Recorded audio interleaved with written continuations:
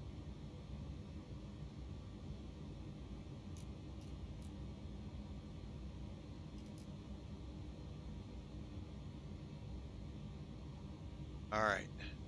Down here to the end, we'll turn in.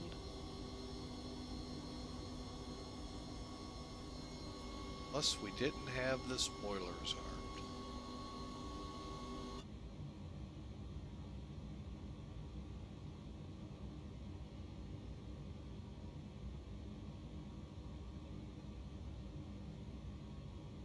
All right, folks, we are on the ramp. And I think they have floating scenery too.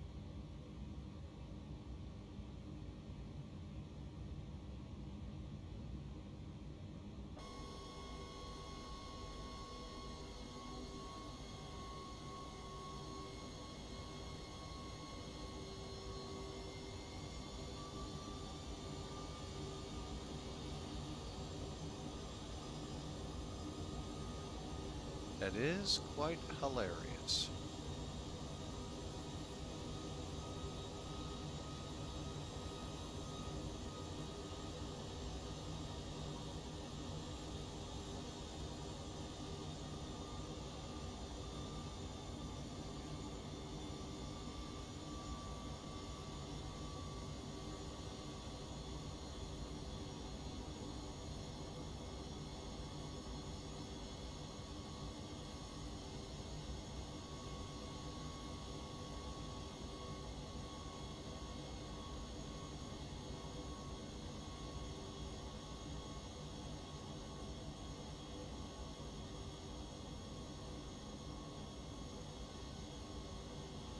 All right, let me just work it in and then we'll get it all fired up here. Or get her all shut down and then, who knows, maybe it'll let us see that landing, maybe not.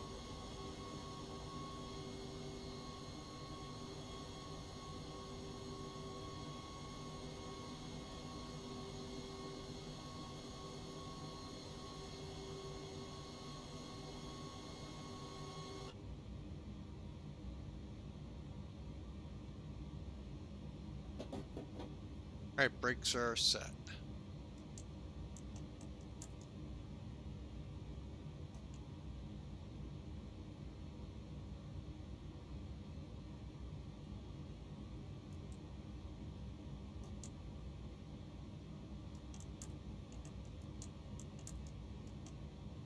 Okay, let's take a look here. I know the APU should be available.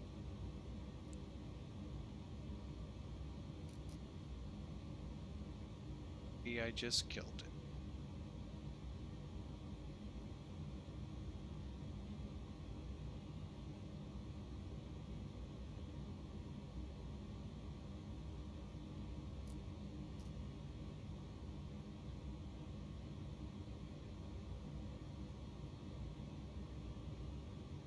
All right, so reading over the check here. Spoilers, radar,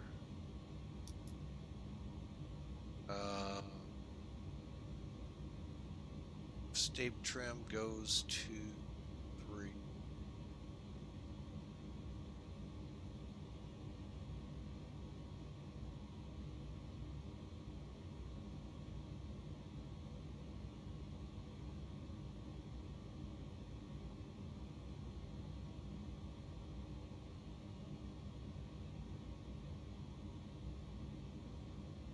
Exterior lights, I just need to probably.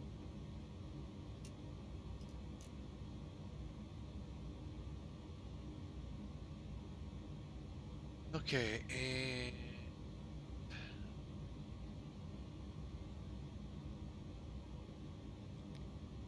spoiler.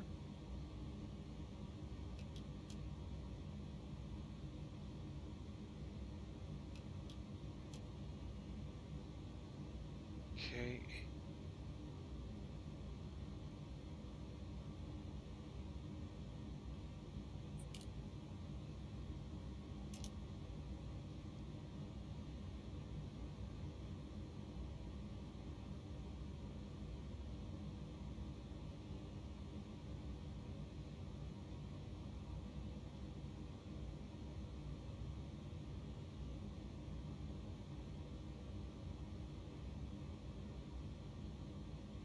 right, here we go.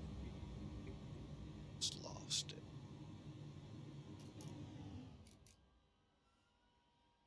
Oh, we did. We completely powered off. I was afraid of that.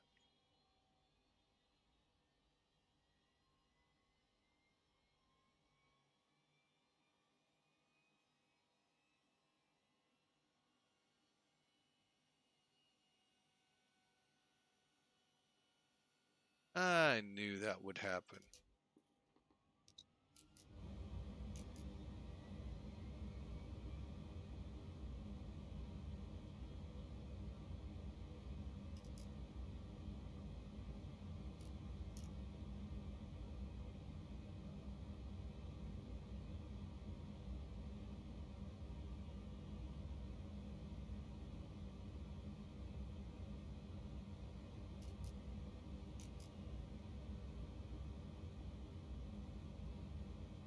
Oh well, we're on ground power, so we're good. All right, folks, so we're done with this flight. And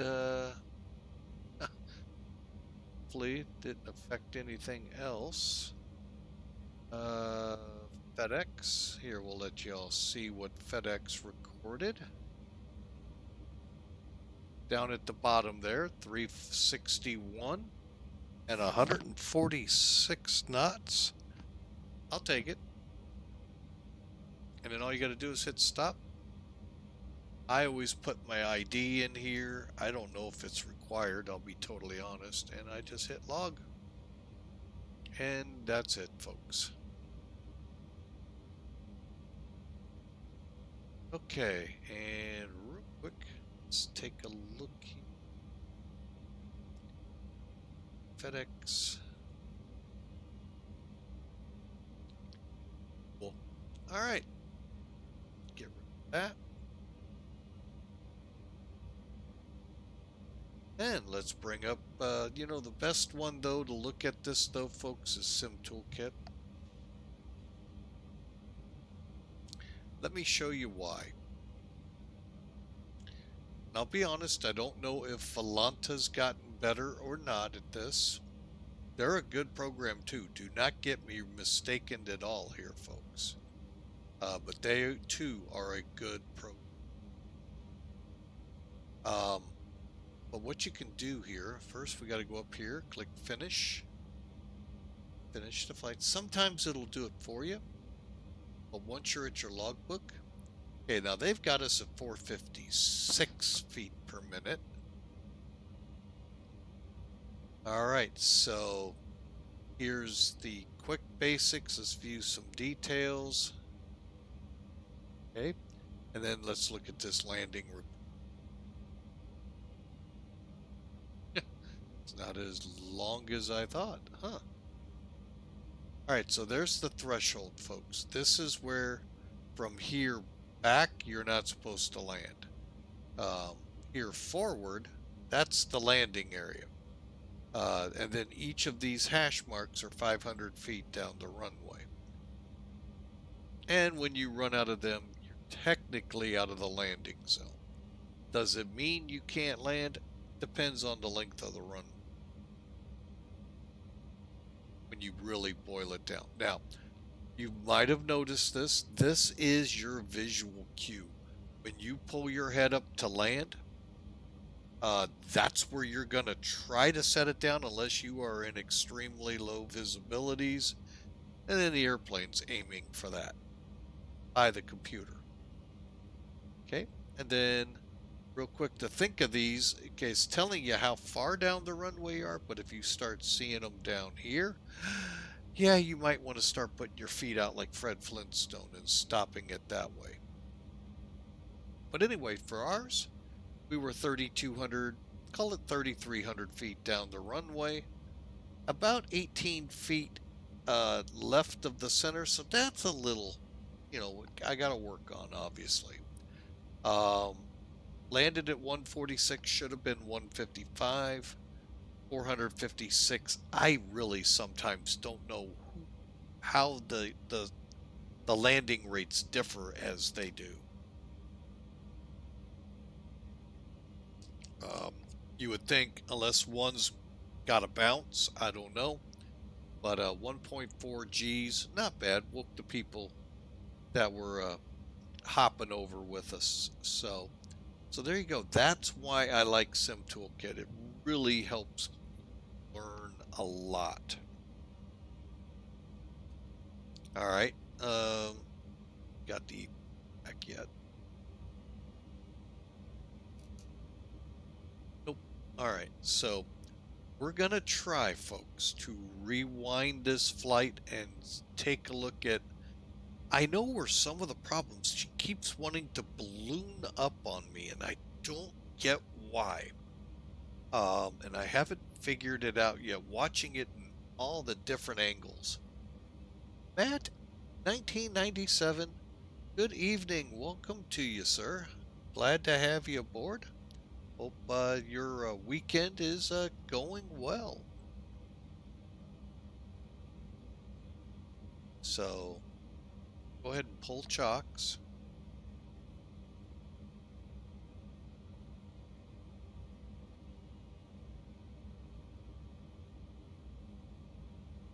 See if the APU's decided to come online yet.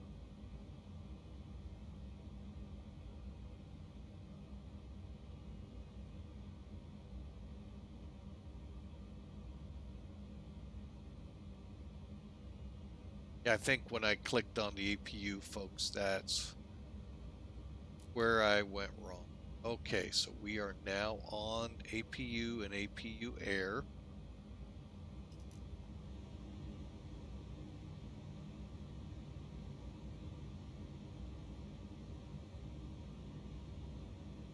Okay.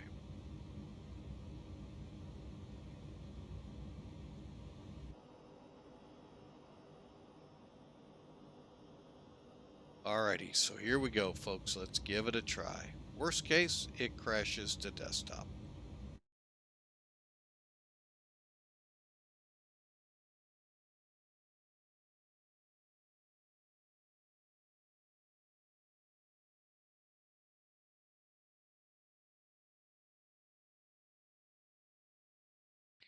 Alright, so here we go.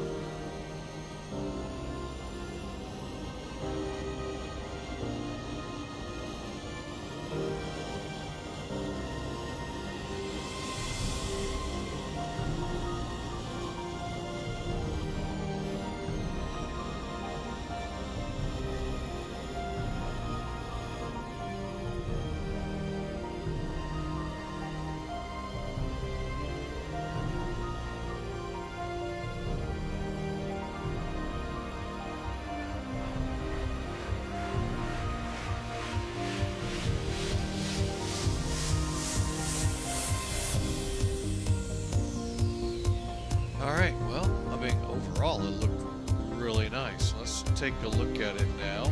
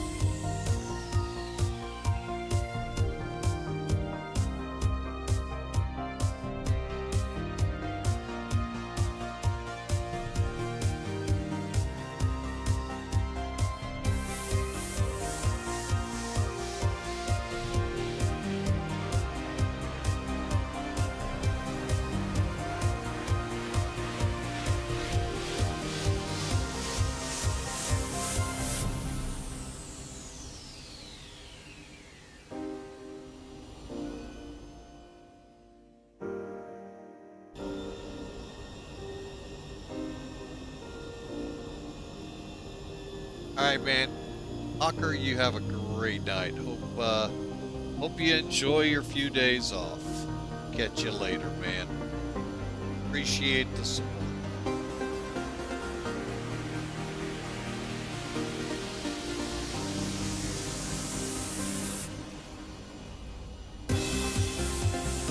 Oh, it really was.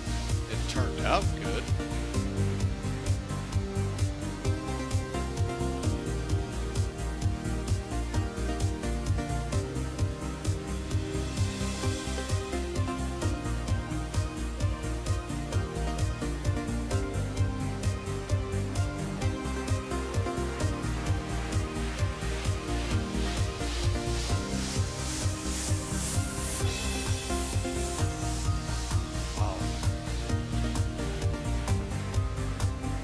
Let's see what the tower saw.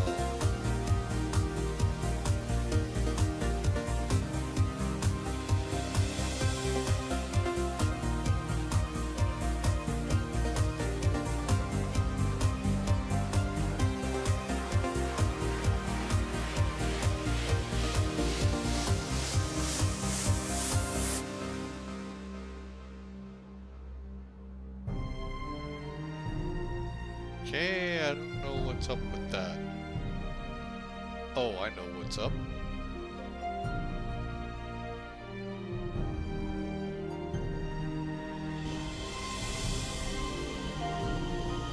Scenery reset.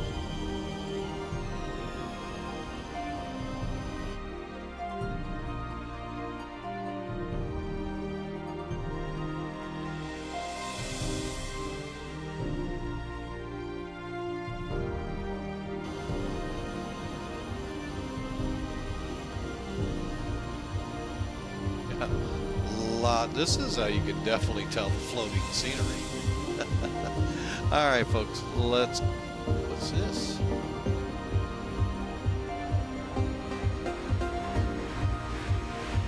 All right, folks, we're going to go ahead and wrap it up tonight. I hope you all have had a great time. I know I have, even though I'm not one of my... Well, one of the aircraft that are, I enjoy. It was still fun. Let's get her over here. She's going to be cold and dark again. Let's get some stuff on her. But folks, I hope you enjoyed. Thanks for flying today with us. If you're new to the channel, we'd love for you to smash that follow button, and that way you'll get an email letting you know when we are flying next, when we go live. If you're on YouTube, smash subscribe and hit that bell. You'll get an email letting you know the next video that's released. Folks, have a great weekend, great Memorial Day here in the States. God bless you all, and don't forget, remember those who gave it all for you. God bless. Have a great night.